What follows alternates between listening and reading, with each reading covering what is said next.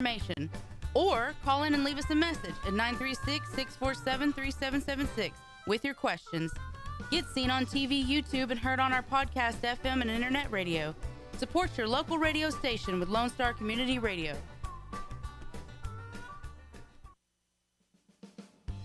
Remember to download the Lone Star Community Radio app from your Google Play Apple Store. Bring Montgomery County's community radio with you anywhere with your smartphone or tablet. If you are in the Conroe area, tune in on FM 104.5, 106.1. If you are on your computer, bookmark irlonestar.com as your internet radio station. Lone Star Community Radio, broadcasting 24/7 from the heart of downtown Conroe, Texas. Thank you for listening to Lone Star Community Radio. This program was broadcasted and recorded live from the LSCR studios in downtown Conroe, Texas. Lone Star Community Radio is supported by listeners like you. Donate and sponsor today. For more information on getting involved with Lone Star Community Radio, contact us at lscrstudios@gmail.com or visit us online at www.irlonestar.com. Hey guys, Connor from the Ticket Stub, and you are listening to Lone Star Community Radio on 104.5 KCZW LP Conroe and 106.1 KZCC LP Conroe, and worldwide on irlonestar.com.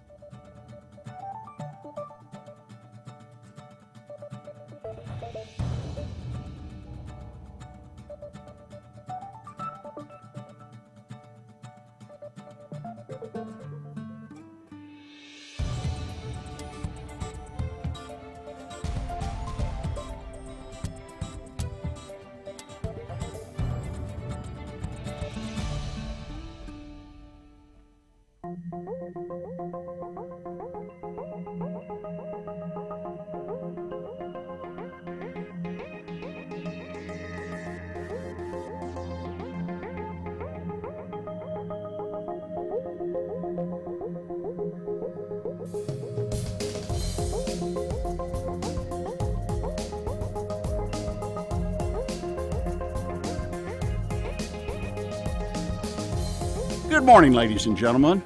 This is Rick Schisler. I'm your host, and you are listening to the Weekly Business Hour. This is where the world comes to talk about business. How about that for a broad, big statement this morning? But we typically mention that because we have listeners, according to the internet, that literally are all over the world.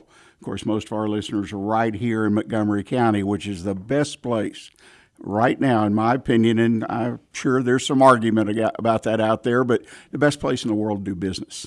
So our listeners tend to be here in Montgomery County as well as adjoining Harris County.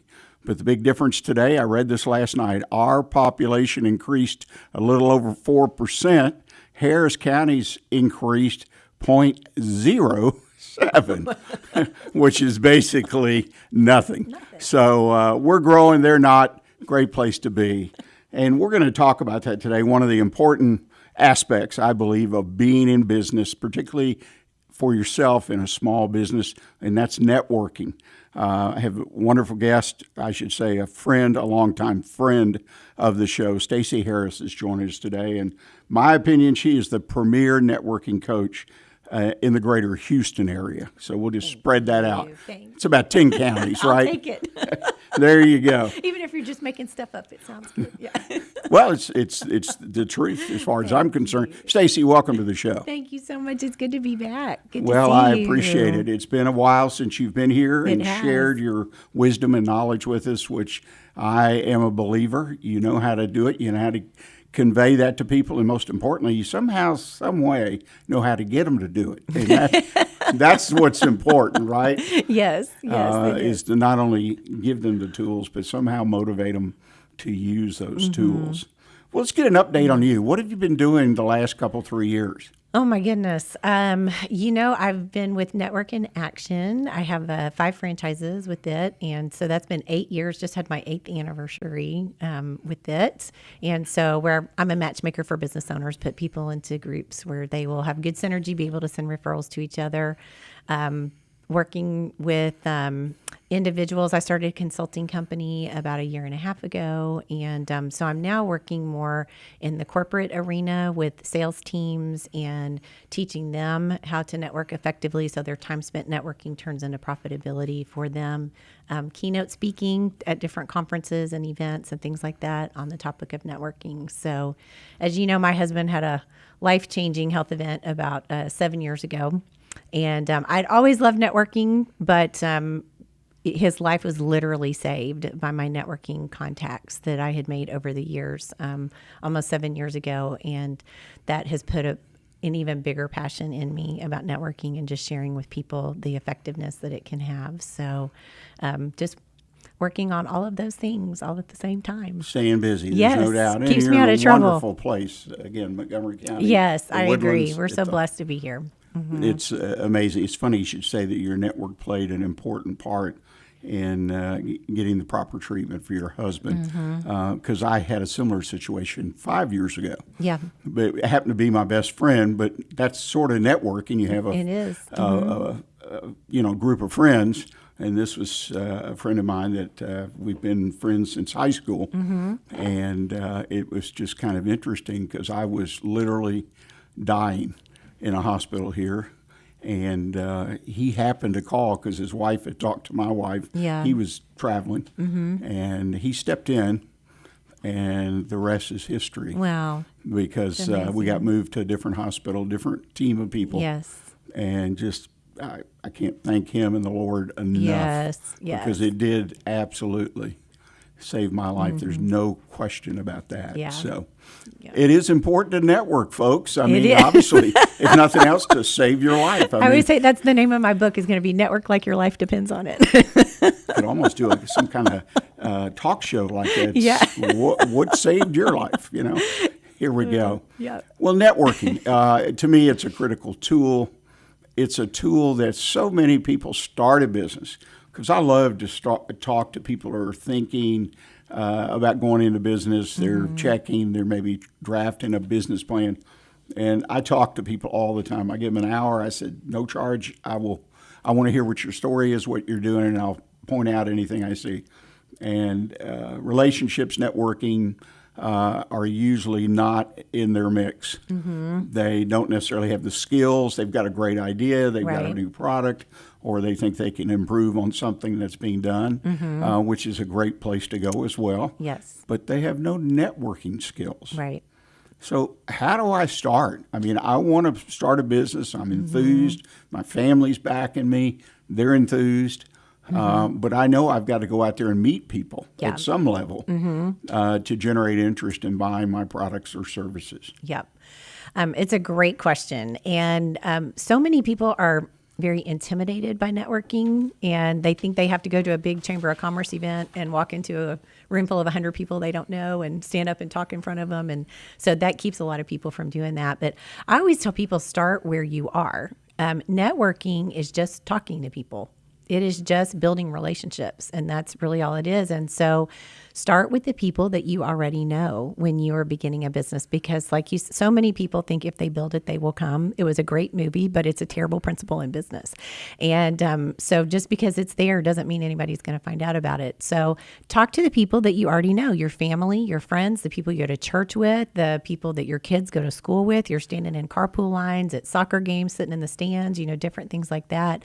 Start there and let people know what you were doing, what you were building, what you were hoping to achieve. And then ask those people, particularly if they have a business of their own as well, how do you network? Where do you network? It's always easier to have a wingman. I always say, to go to an event like that. And as you talk to people and they start to tell you the different places that they've been able to build their business and where they've grown their network, ask them, can I come with you, to the next event that you go to? And that's a really easy way to kind of get your feet wet and ease into it. Another thing that I learned in that same scenario is to ask people, again, you've got to know them a little bit. It's not something you walk up. But do you know anybody that might be able to help me or that would be interested? And I've had some pretty good payoffs in the past. Yes, absolutely. Just by willing to just say that, well, that's not a dumb idea. Just put it out there. Yeah. Just It's telling people what amazing. you're doing. That's kind of like the bonus. Yes, If you find somebody absolutely. and they stop and they think, let me introduce you, or you need to check this out. Yes. Yeah. So- It's a great way to find mentors and people who have been that are further along than you are. And can take you under their wing. I love to help. I call them baby business owners, to help them not make the mistakes that I've made. That brings me a lot of joy.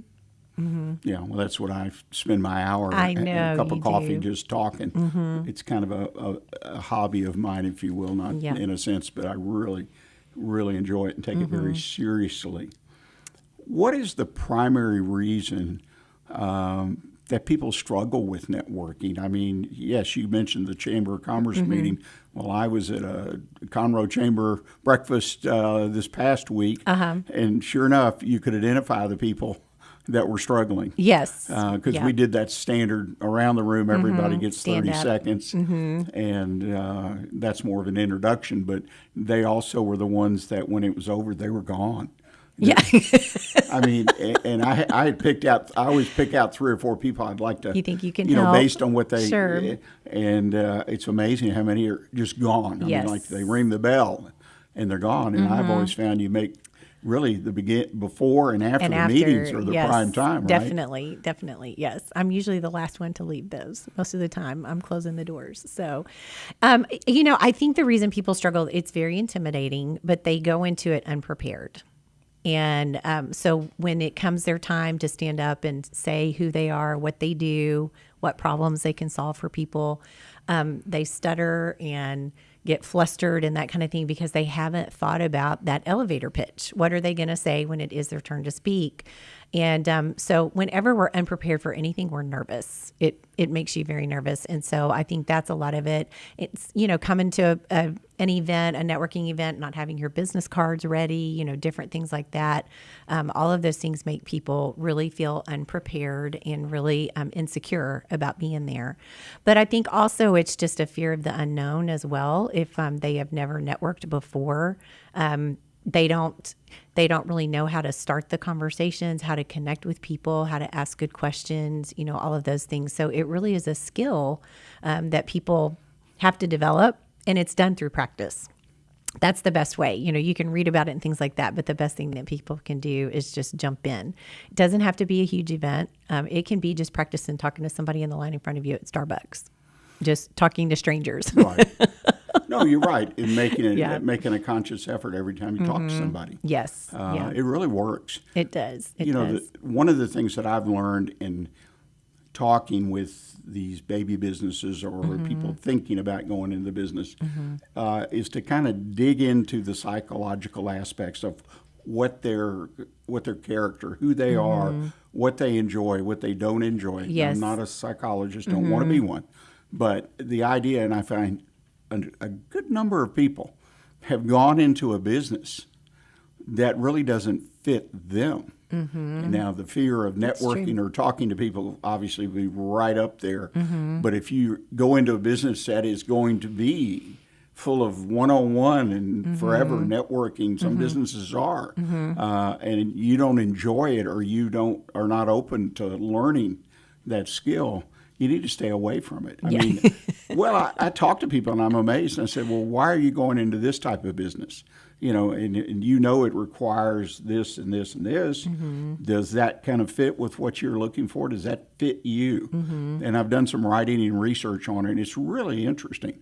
I mean, it's a common mistake. It is. People don't stop and think I want to be in the car wash business and so on and so forth. And but yet I want to do it remotely. And how do you do that remotely?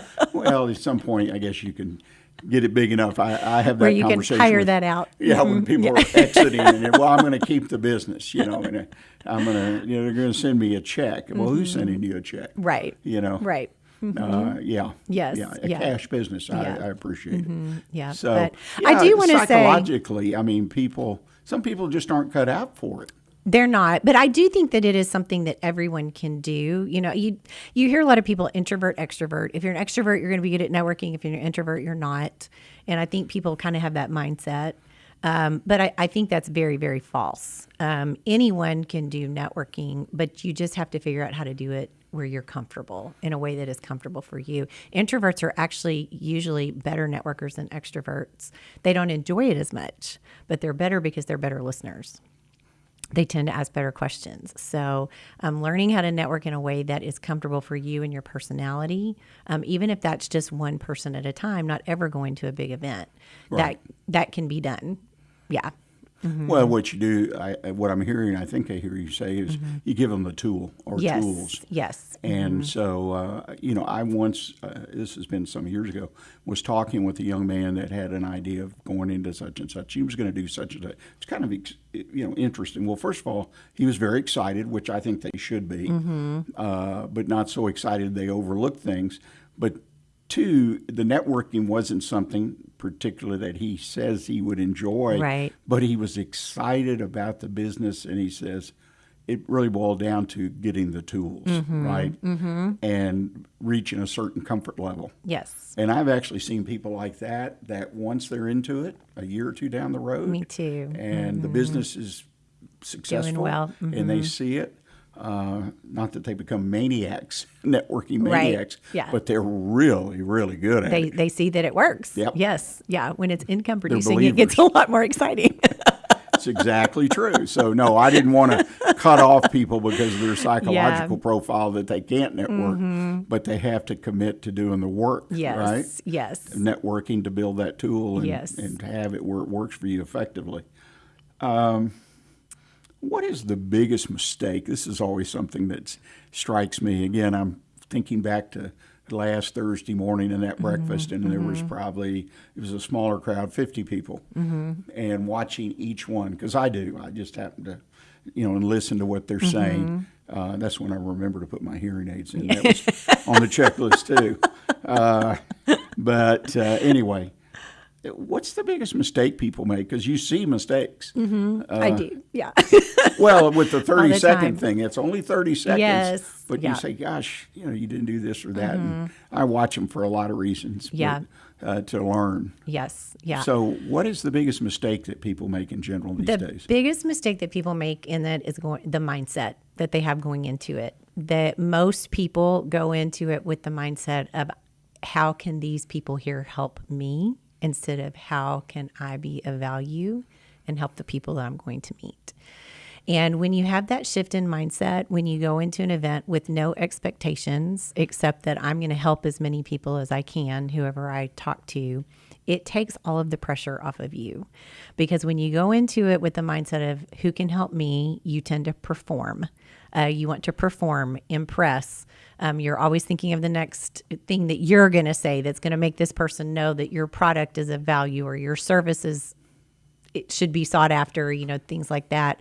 But when you go into it armed with some good questions that you can ask people that will really evoke a great conversation and help you get to know somebody, and you can figure out how you can help them, whether it's recommending a podcast, a radio show, a website, a good book that you've read, an introduction you can make.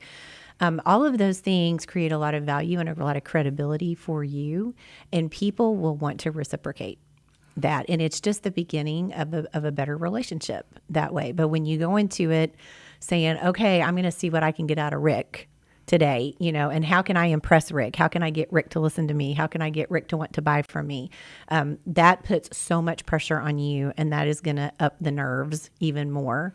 But it's also really going to work against what you're actually trying to accomplish, and that is to build long-term relationships that can be of value. It's funny. I'm sitting here thinking about I'm listening and thinking about, there are actually people, and you know this much better than I do, but it's amazing.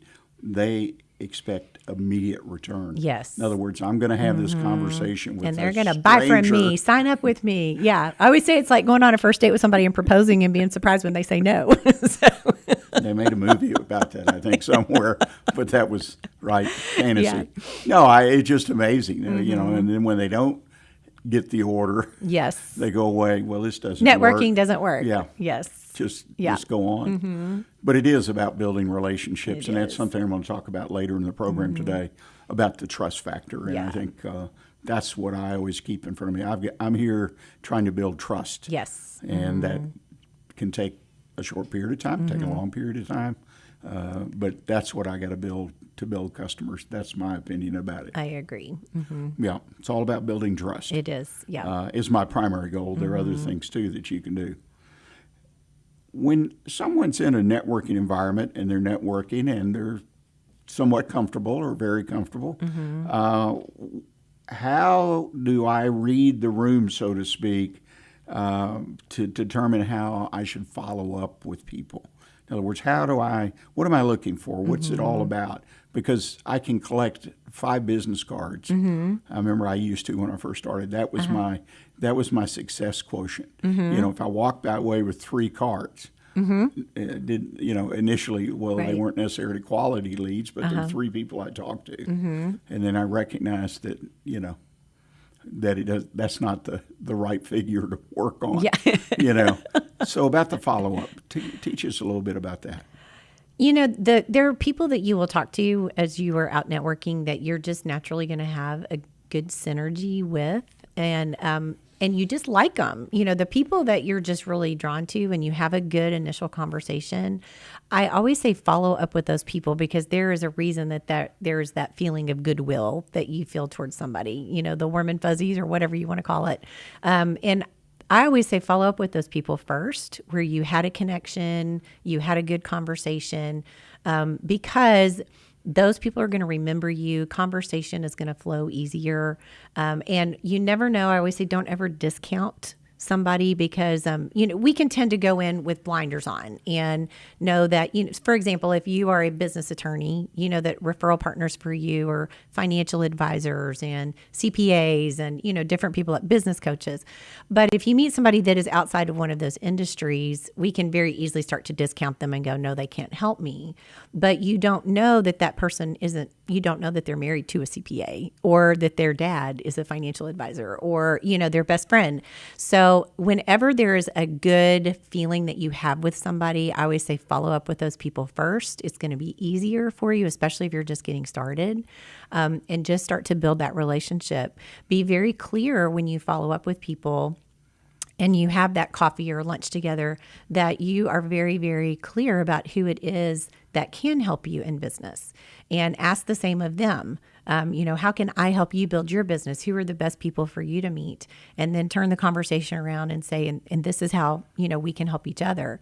Then that's what's going to lead to expanding your network. That's how you start to get into people's circles of influence and their contact spheres and things like that. So, and then, definitely people who could be good referral partners for you, follow up with those people as well. But I think just having the conversation, just to sit down with somebody that you just enjoyed speaking to, and not all people, I have a real technical system of the people I want to follow up with, they go in one pocket in my purse, and the people I don't want to follow up with go in another pocket, and then I throw them away when I get home.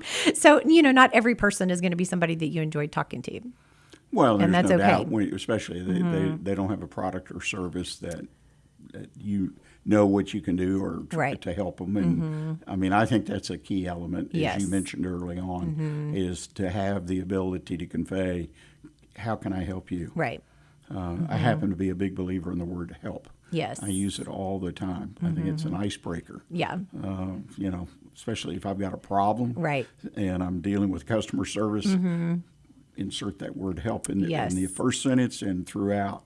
Yeah. And what is it? 98% of the people will do whatever they can if you take that approach. They will. They really will. Yeah. So I'll never forget when I first started with NIA. I mean, this is 8 years ago.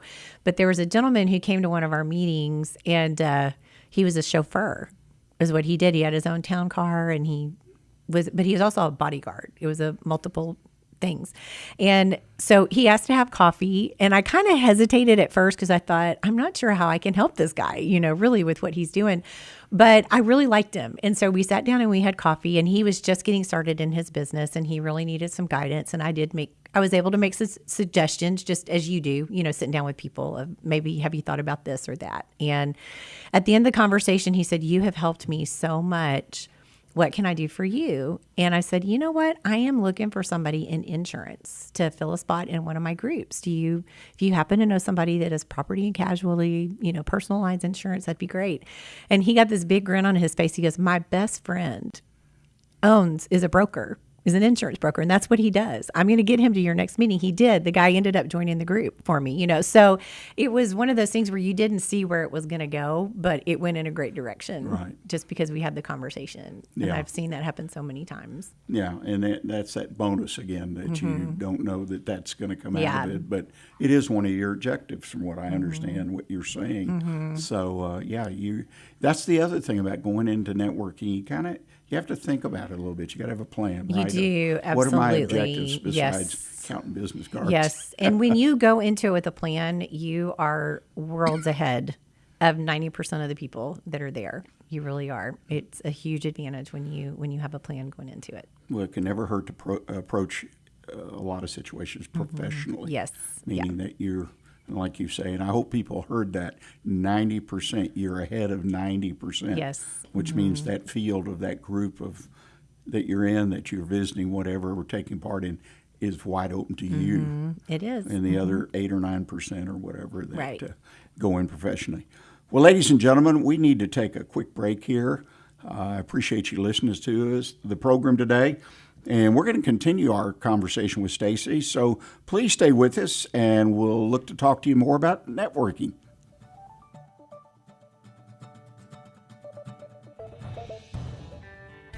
A Lone Star Community Radio is looking for those who are interested in hosting their own talk show, with monthly and weekly slots available on Conroe's FM 104.5, 106.1, and on irlonestar.com. Start your own podcast, create your first YouTube channel, and be on TV. Contact Lone Star Community Radio online at irlonestar.com or call the station message line at 936-647-3776 to take your first step into the radio world.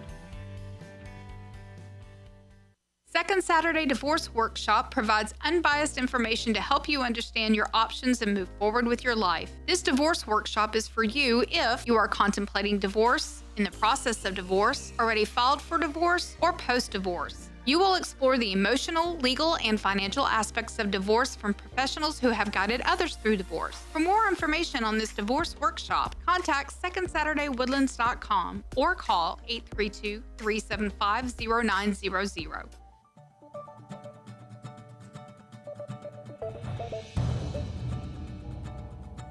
Welcome back, ladies and gentlemen. You're listening to the Weekly Business Hour, and I'm Rick Schisler, your host.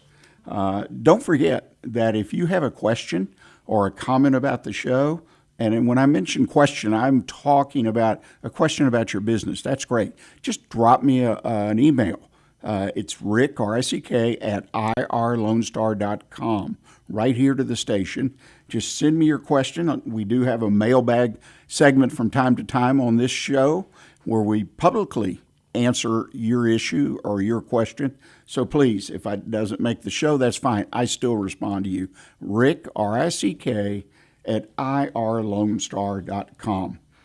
Well, if you were with us earlier, you know we're talking to Miss Stacy Harris, the premier networking coach in the greater Houston area, perhaps the state of Texas, perhaps the country, right? I thought you might like that, Stacy. We know no bounds on It this just gets show. better and better. Yeah. The world. Okay, the universe. There we go. There we go. But let me tell you, folks, I've worked with Stacy. I've been in two of her programs. I've observed it's great stuff, and almost every business that I can think of can use networking skills, and that's what Stacy does. Yeah. She provides you with those skills and equips you with the right tools.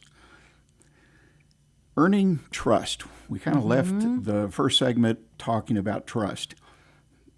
How can I earn someone's trust quickly or on an accelerated basis? That's something I'm interested in learning myself as well. Yeah. How do we do it?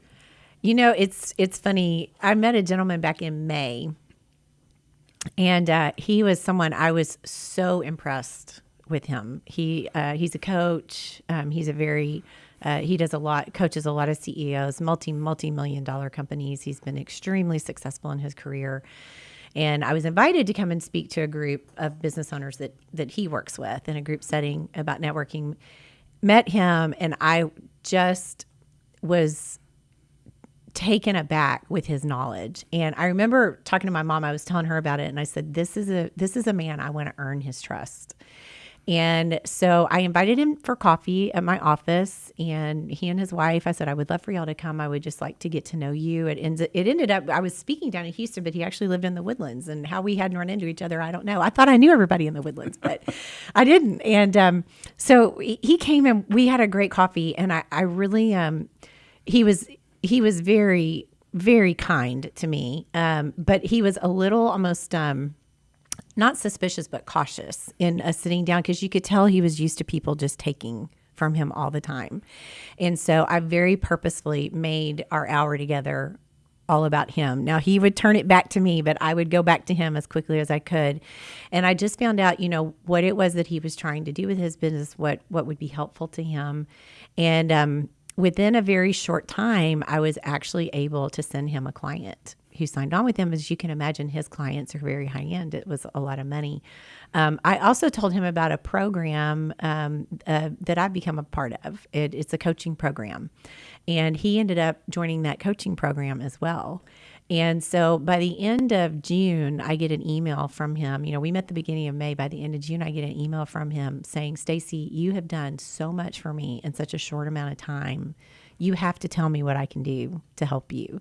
And I did have a need at that time. I really needed the perspective of somebody that had the years of experience that he did. And he really helped me work through a problem that I was dealing with. And it was of so much value to me.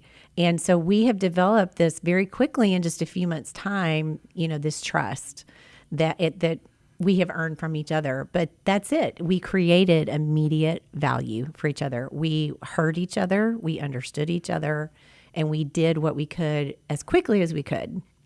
And so I think when we can do that for people, when we can find out what is your greatest need, it might not always be a business need. It might be a doctor, a good doctor, or it might be my kid is having trouble in school and I need a good tutor, or, anything like that. I mean, that's one of the reasons it's so important just to sit down and talk to people and find out who they are. It's not just about their business. It's about who they are as people and how we can help them. And the sooner that we can hear people, understand what their needs are, how you can help them the most, and then help fill that void. We might not be able to solve the problem, but we might be able to help them take a step towards solving the problem. People remember that, and there is a lot of gratitude that goes along with that. And don't do it expecting anything in return. I mean, honestly, when I did these things for this man, I wasn't expecting anything from him. The problem I had that he helped me with didn't even exist at the time. But I wanted to earn his respect. That was really important to me. I really wanted to earn that. So don't do it going in, what am I going to get out of this? But just do it to be a good human. It will always come back. God will always bless that. I've seen it so many times, and we will always be blessed when we are just trying to help people and do it genuinely. And that really does build credibility and respect and trust. That truly, listening to you, lends support to the idea that network is really about building relationships, giving you the relationships to start and to build with. So Yes. It's like casting your net It is. and bringing them in, which is a little different way, a perspective than a lot of people look at it. I'm going to get business. Yes. And it's not. It's not. I think just so many people forget that businesses are made of people.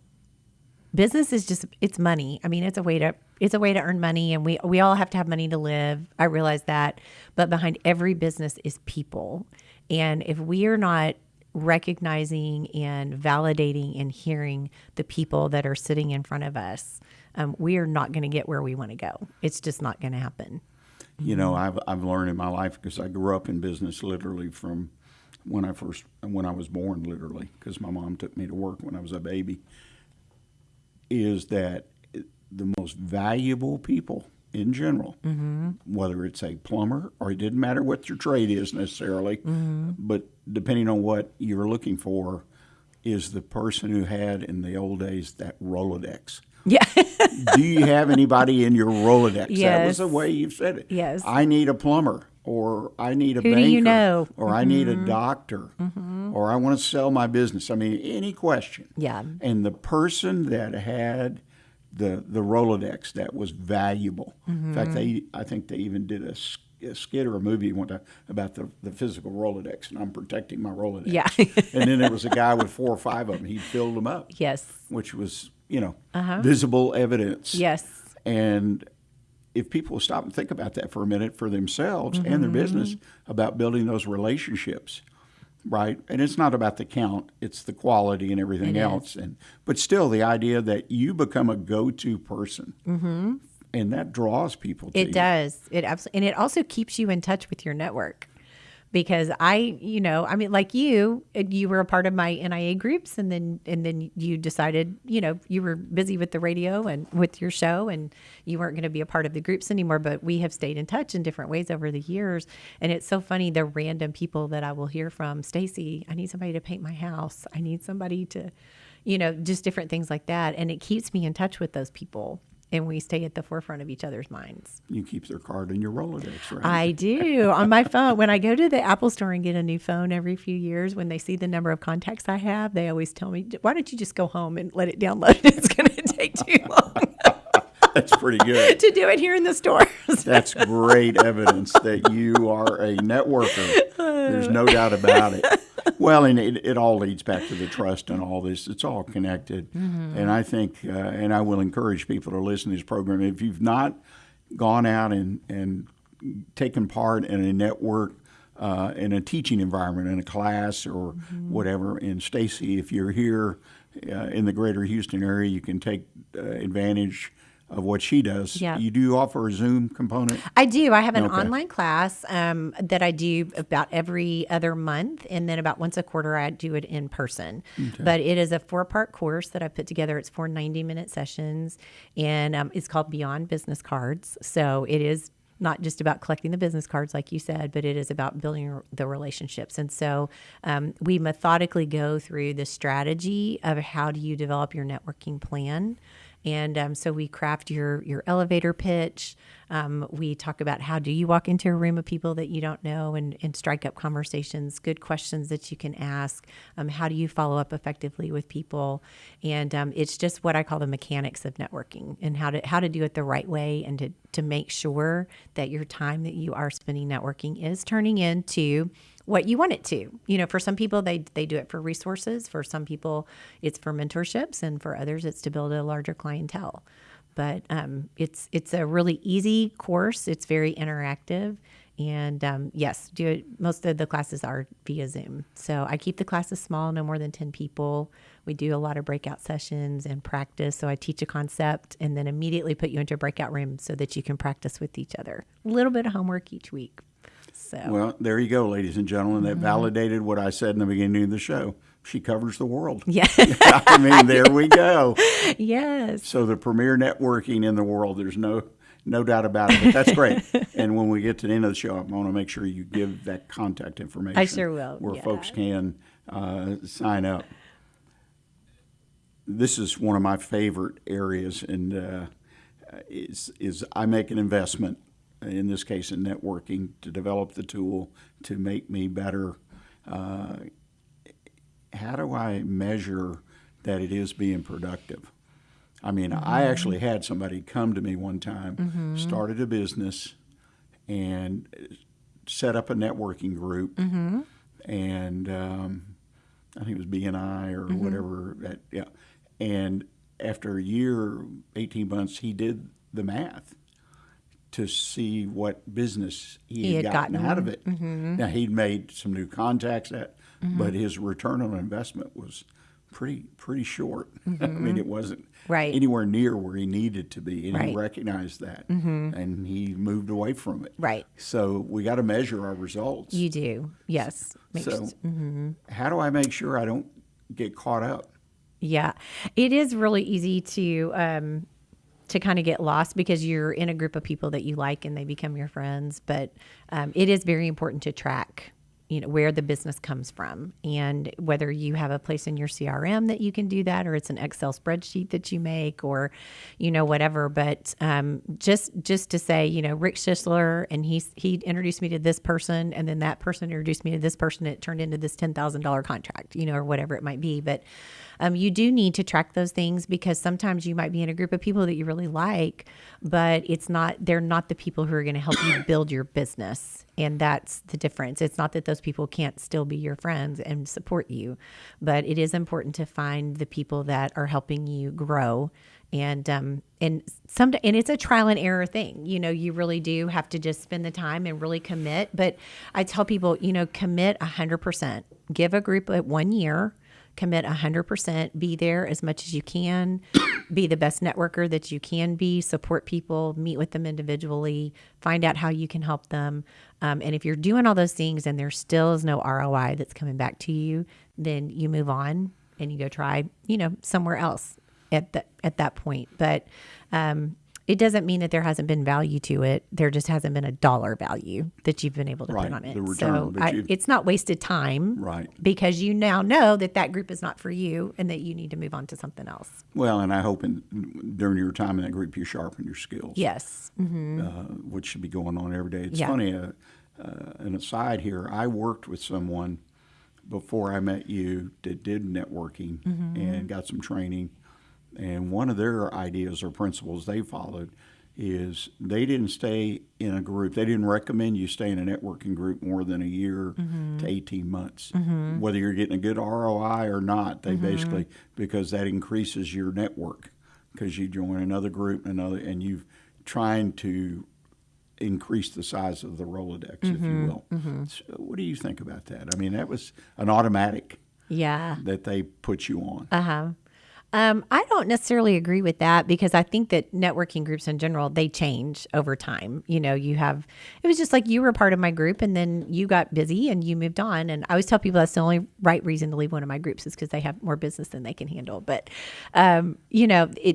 the groups are constantly changing, and there's a natural attrition that you're always going to have in groups like that as people's lives change. They move, they retire, they sell their businesses, they do different things.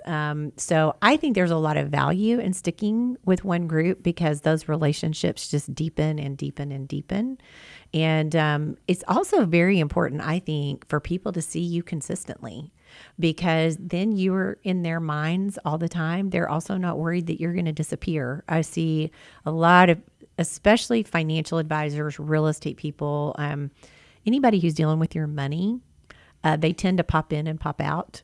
And I am not going to entrust my business, especially my finances, to somebody that I am afraid is going to disappear on me. I want somebody that's going to be consistent, that I know I'm going to see them again.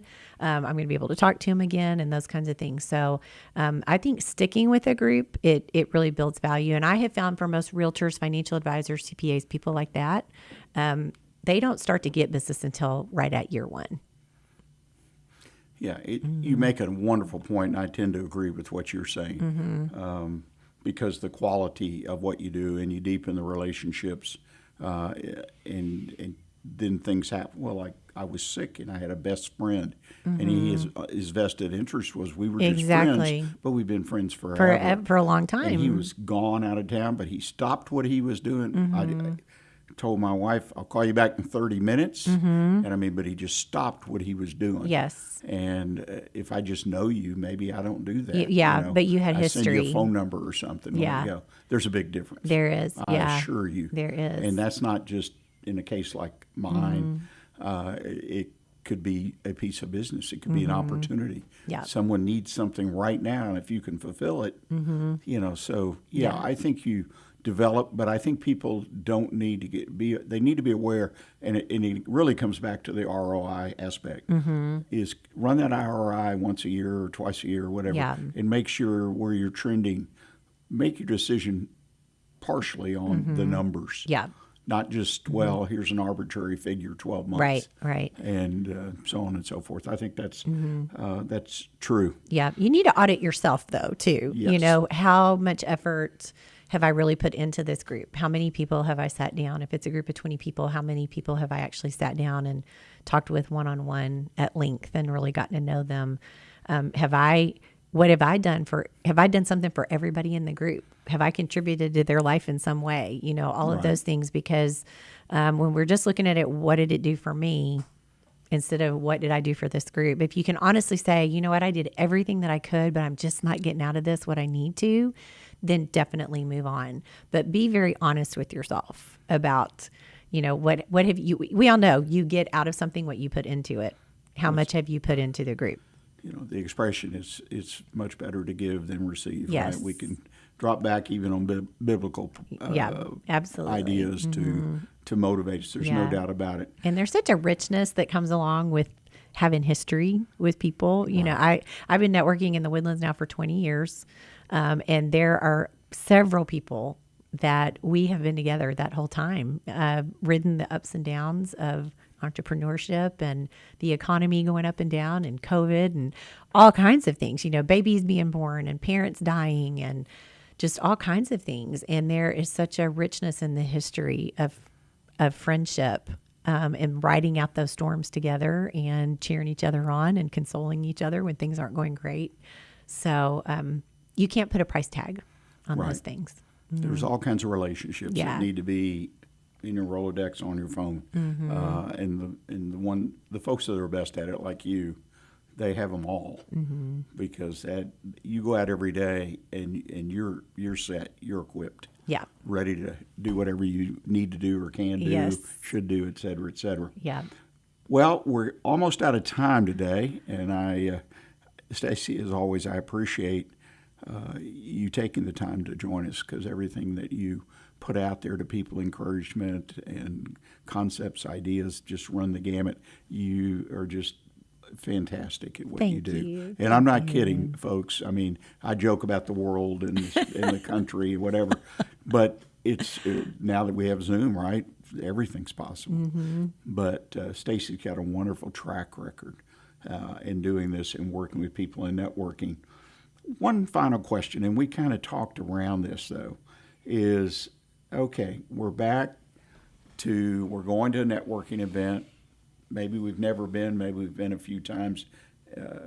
We're the typical person, a room full of strangers. What's the best thing I can do? The most important thing I could do to get into that room and find some success as a networker? Yeah. I think it's a great idea when you walk into a room to just take a minute to observe the room. Is there somebody that's standing by themselves in a corner and they look a little lost?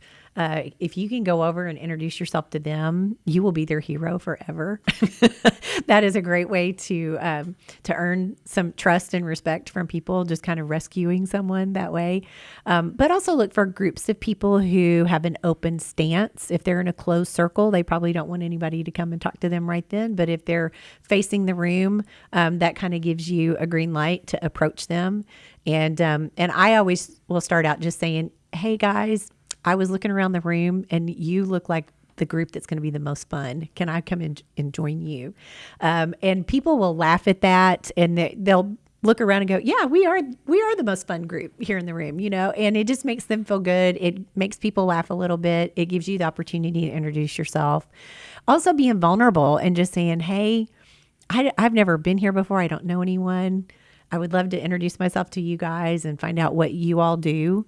People love to talk about themselves. So just some really easy things like that. And it's a great icebreaker for people. Yeah, I love the fun group. I've utilized that. Yes. As you know, I like to joke a little bit, but you guys must be the fun group. Yes. And people love it. They do. They They sort of do. straighten up Yes. and beam a little bit. They do. I'm the fun group. So just enter with a compliment. That's always a great way to start. Be sincere, but enter with a compliment. And that's a great way to strike up a conversation. Well, again, Stacy, great advice. We appreciate you sharing with us. Thank if people would you. like to get in touch with you to learn more about your programs and whatnot, How's the best way for them to do that? They can email me. It's Stacy, Stacy, at stacyharrisconsulting.com, or you can go to my website, which is just stacyharrisconsulting.com. Just don't put an E in Stacy. If it's an E, it's not me. That's what I tell people. But I would love to answer any questions that people have about networking. I do a 30-minute complimentary call to help people if they're thinking about taking one of my classes or anything like that, to help them make sure that's really what they need and what's going to help them the most. Yeah. So thank you so much for asking. Well, again, thank you. And folks, if you're out there, I don't care what level you're at in networking and whatnot, you need to reach out to Stacy and see if there's something that she can do with her programs and whatnot to make you a better networker, because it is a critical component of building a business, especially a small business. Well, ladies and gentlemen, we're going to take our final break of the day.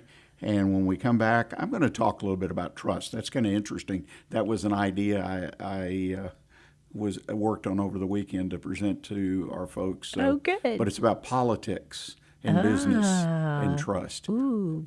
Kind of interesting. Fairly obvious, though. Stay with us, ladies and gentlemen. We'll come back and we'll talk a little bit further about trust right here on the Weekly Business Hour.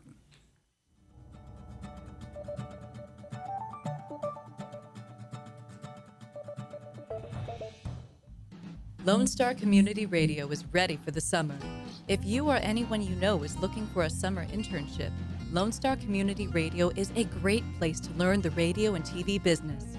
Contact the station at info@irlonestar.com or call the station's message line at 936-647-3776. Lone Star Community Radio offers a great opportunity to those interested in learning about the radio world. Every Friday, tune into Texas Ticket on Conroe's 104.5 and 106.1 FM with Armando Nino of Gold Lake Conroe, focusing on Montgomery County area events and places. Get a feel of the Texas spirit at the event, paired with guest and vendor interviews, event coverage, and ticket giveaways, and so much more. Join us Fridays and punch your Texas Ticket. For more information on the show, visit irlonestar.com/Texas Ticket. Have a legal question? Are you a resident of Montgomery County? Call 281-645-6344 to talk to a volunteer attorney from the Woodlands Bar Association. We answer the phones on the first Monday of every month at 281-645-6344 from 5 p.m. to 8 p.m. to provide general legal information and information about legal resources to Montgomery County residents.